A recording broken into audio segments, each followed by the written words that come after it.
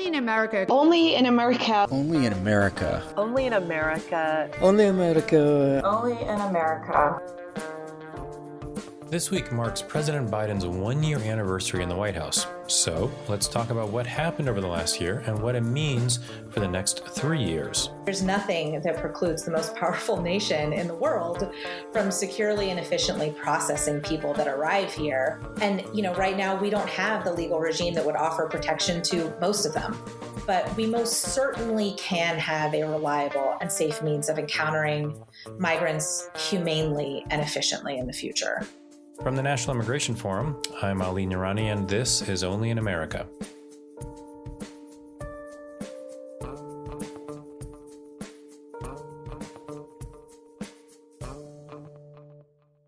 Look, unwinding the previous administration's restrictive changes to our immigration system was never going to be easy. During his first days in office, though, President Biden, to his credit, came out of the gates hot. He filed big legislation, signed big executive orders, and, for example, ended travel bans. But then things got complicated. While the Biden administration went on to implement new enforcement priorities focused on public safety threats, they lifted barriers to obtaining visas and green cards, and they launched a task force dedicated to reuniting families, and they fortified Dreamer protections, there were big challenges along the way, and big challenges loom ahead. The forum's own Danilo Zak described to me those first few hectic weeks of the administration. When Biden came in January, there was a lot of momentum around, getting some of these things rolled back, changing the system, rebuilding the system. I think there were several executive orders. There was like a couple rounds of executive orders, one that happened right after the inauguration, and then a couple rounds a couple weeks later that really talked about, and this was Biden's blueprint for changing the immigration system, was creating something that was more humane, more orderly, and more fair. And that held true, I think, for some of the work that was done at the border. And then on the refugee side, it was, there was a lot of talk about just beginning to rebuild the system that had been really decimated under the Trump administration. So it's not just about raising the ceiling and saying, okay, we're done. We're going to be reselling more refugees. It's about rebuilding the pipeline, getting more refugees into the pipeline, making sure that the interviews and the screening processes are happening at an efficient rate, and then making sure we have the domestic capacity to actually resettle those refugees. There was an early executive order in those first couple of weeks that really clarified where the problems were and what needed to be done to fix them. And I think advocates were really, heartened by that it wasn't just these top line messages. They were getting to the nuts and bolts, and it seemed like they saw where the problems were and they were beginning to work to fix them. For me, and I think many immigrants and other advocates in the space, the Biden administration's initial actions on immigration were really promising. Certainly lifting the immigrant visa restrictions for nationals of Muslim majority and certain African countries felt especially consequential given the rounds of legal challenges that each of the three so-called Muslim bans faced under the Trump administration. And then subsequently terminating the national emergency, suspending MPP, the Migrant Protection Protocols, and reuniting children that were separated from their parents under zero tolerance kind of all suggested that the administration was really ready to hit the ground running and that they were headed in the right direction. But, even in the midst of some of these really meaningful policy changes, there was this lingering kind of concern that the administration might not be ready to go far enough in some of these reforms, especially and maybe particularly in light of their refusal to immediately lift Title 42, which is the public health order that allows the U.S. to continue to expel migrants on the southern border in order to prevent the spread of COVID. And of course, many, many experts have decried, the public health rationale here that both the Trump and Biden administration stand by. And, against all odds and against some of the campaign promises of President Biden is still the policy that's in place today. A year ago, we were still guarded, but we were encouraged by the initial actions of the administration on immigration. But in retrospect, what we've gotten this year, for the most part, have been policies that are relatively consistent with that of the Trump administration, which I think has been a pretty tough pill to swallow. That's Kristie De Pena, Vice President for Policy and Director of Immigration at the Niskanen Center. Kristie pointed out to me that Department of Homeland Security Secretary Alejandro Mayorkas was actually one of the first cabinet members appointed. As the first Latino and the first immigrant to lead DHS, many saw his appointment as a real victory. But, we didn't have any time to celebrate that because so much needed to be done at DHS, and perhaps more importantly, so much needed to be undone at DHS from the past few years. I think one of the most important changes that was implemented by DHS early on was the attempt to rescind the Migrant Protection Protocols, or MPP. I think on President Biden's first day in office, DHS suspended new enrollments at MPP, which is, a great start. At the time, U.S. officials were kind of reopening some of the lanes of communication with the Mexican government, with UNHCR to process asylum seekers with active cases under MPP, even kind of despite the Title 42 restrictions that are still in place. Then last summer, DHS issued a memo that officially terminated, MPP, but it was challenged by Texas Attorney General Ken Paxton. And unfortunately, a federal court, blocked the termination of that program, claiming the administration didn't follow kind of the proper regulatory procedures.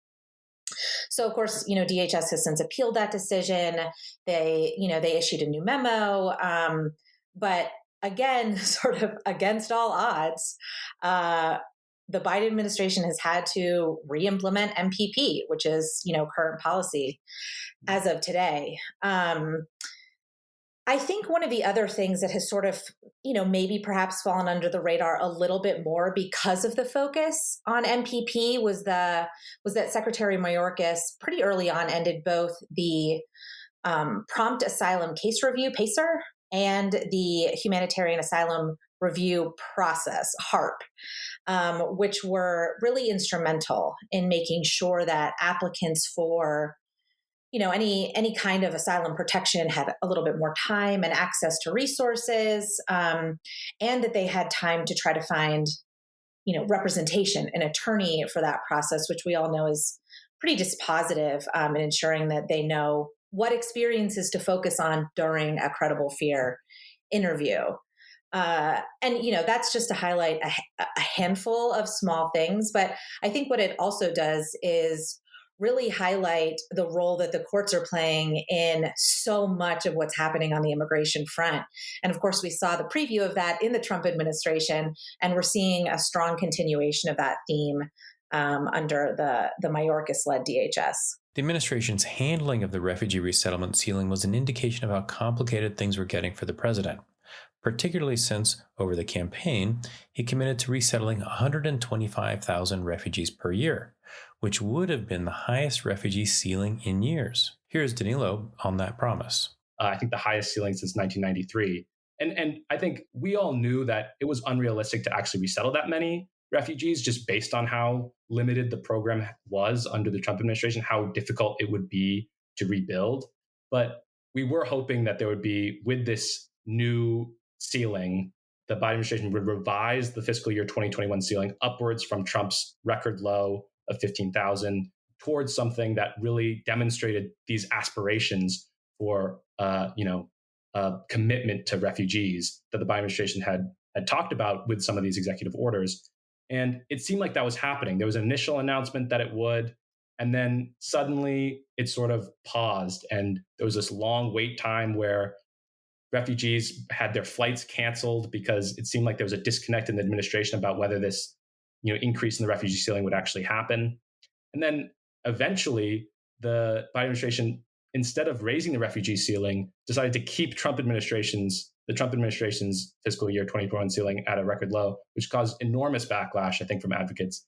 The situation is so delicate with some of these flights where you can have a delay in the refugee ceiling, flights get canceled, security checks expire, and it results in fewer refugees being resettled overall. And that's what happened over the first couple months of the Biden administration. And it has sort of set back this rebuild a little bit.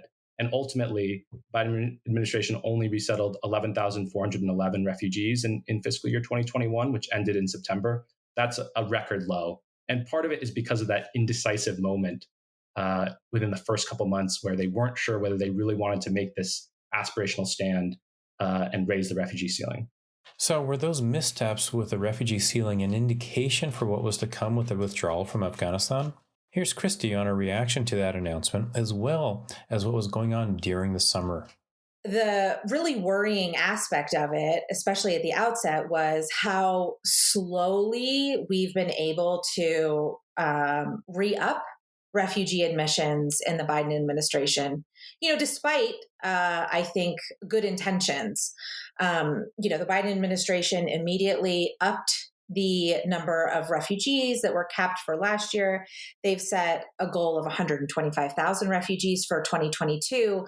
But just as in last year, and what I think will be true for this coming year, is that there's little evidence that we're going to get anywhere close to that number, despite this kind of overwhelming need. So on that front, in April, I was really worried, and then August came, and, unfortunately, those concerns really solidified.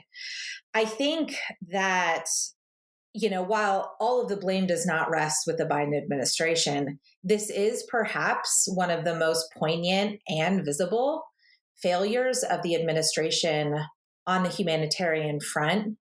The fact that we just couldn't get out the vast number of Afghan allies and military partners and their families, both before and during the evacuation, I think has made the U.S. look a lot weaker than we should. And then weeks after the Afghan evacuation dominated the news, thousands of Haitian migrants made their way to Del Rio, Texas, looking to seek safety in the United States. This is a great example of the administration sort of trying to do the right thing. They recognize the circumstances that Haitians need for additional protection, right, by issuing TPS.